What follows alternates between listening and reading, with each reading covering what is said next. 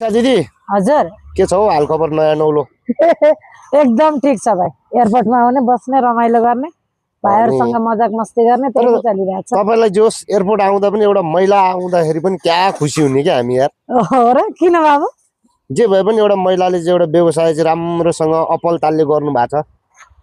होइन एकदमै हो त अब दुःख सङ्घर्ष भनेको जहाँ पनि गर्नुपर्छ क्या बाबु। संसारभरि खानुपर्छ, देश खानुपर्छ, विदेश खानुपर्छ, स्वदेश खानुपर्छ, सारा संसार खानुपर्छ। म चाहिँ जे खुसी नै छु। खुसी मात्र होइन कि पुरा ह्याप्पी मोडमा छ हौ दिदी। ल अब म सधैँ यस्तै हो बाबु, जहाँ गए पनि यस्तै ह्याप्पी हो म त।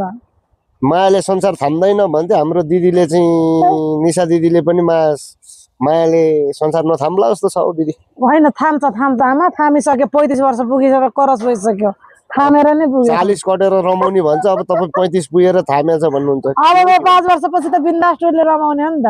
5 वर्ष अझै बाँकी छ हो र? हो नि।